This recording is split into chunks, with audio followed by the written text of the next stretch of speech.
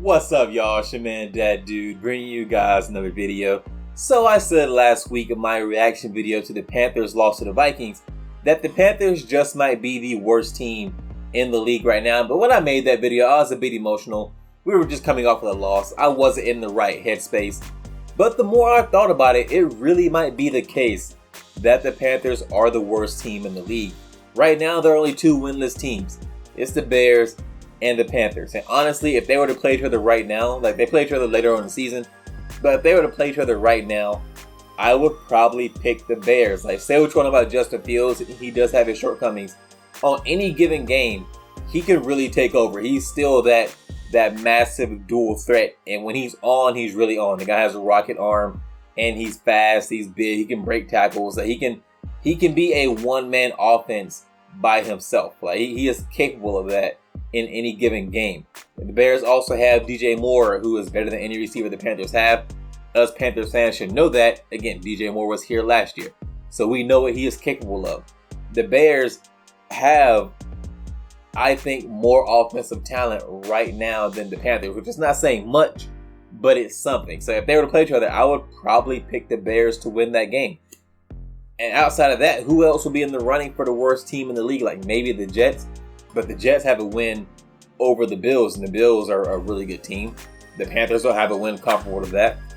The Cardinals are looking very competitive. Right now, Josh Dobbs is playing better than Bryce Young. Who would have thought that was going to happen this year? Again, Josh Dobbs is sitting on somebody's couch a few months ago. I mean, probably his own couch. I don't want to insult the guy too much. Who else would be in the running for the worst team in the league? Like maybe the Raiders, but I think the Raiders already have a win. Every other team besides the Bears has a win.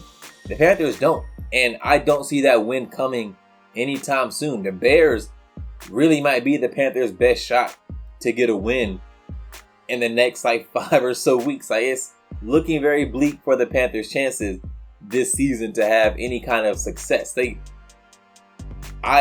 pains me to say that might be the worst team in the league, but the Panthers really might be the worst team in the league. They have looked that bad this year, at least offensively. The Panthers defense, we look at the defensive rankings, it's actually in the top half of the league. I think they rank like 13th or 14th right now as far as defensive rankings, and they will probably be higher if the Panthers offense could pull some of their weight and give the Panthers defense some breaks and take advantage of some of the short fields the defense gives them.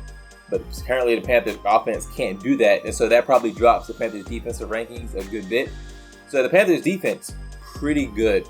The Panthers offense, not good at all. Like, it's one of the worst offenses in the league. It's not dead last, but it's pretty close. And the teams that are below them have like obvious reasons as to why they're below the Panthers. Like the Bengals right now offensively rank below the Panthers, but we all believe that if Joe Burrow can get healthy, the Bengals will be better.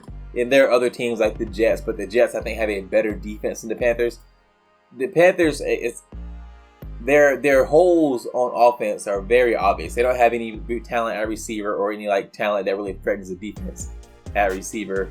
Their offensive line is porous. They're like Bryce Young is constantly under pressure.